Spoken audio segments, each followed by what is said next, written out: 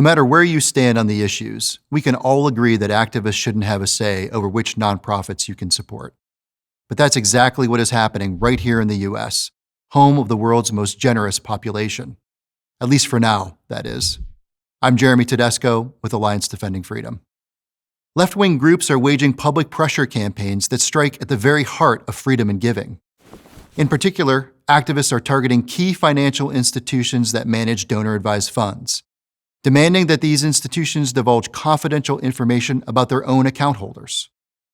One such effort, a loose coalition calling itself Unmasking Fidelity, is a perfect example. This group targets Fidelity Charitable, which is the nation's largest donor-advised fund. In 2020 alone, Fidelity Charitable distributed $9.1 billion. Unmasking Fidelity is demanding that Fidelity Charitable publicly disclose 5 years' worth of contributions to 10 organizations who they disagree with on a variety of hot-button issues. This list includes mainstream conservative organizations like ADF, which has 13 wins at the U.S. Supreme Court since 2011, plus Family Research Council and Turning Point USA. They're also demanding that Fidelity Charitable impose litmus tests on which charities their account holders can support. And of course, this litmus test would screen out only those groups who disagree with Unmasking Fidelity's far-left views. We can't let this stand. This two-pronged censorship tactic threatens everyone. The demands of outside activists should never trump a donor's intent or expose them to harassment and intimidation. Politicized philanthropy is dangerous for people of every stripe. Instead, we should all advocate for a healthy culture of giving. What are the foundations of such a culture? First is a respect for donors with diverse views. Donors must be free to give to a broad range of causes and interests. In this way, charitable giving contributes to a flourishing and open marketplace of ideas. That's essential to maintaining a free society and driving social improvements. Second is a respect for donor privacy. Just last year, the U.S. Supreme Court decided an ADF case on this very issue. In Thomas More Law Center versus Bonta, the court struck down a state donor disclosure regulation because it violated the First Amendment rights of charities and their supporters. That wasn't just a win for conservatives, but for all nonprofit groups.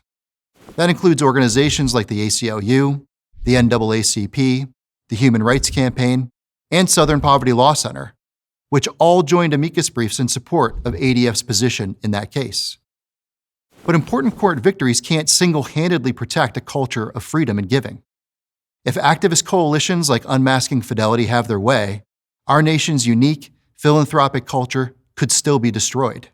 And make no mistake, that is precisely the aim of Unmasking Fidelity and its allies.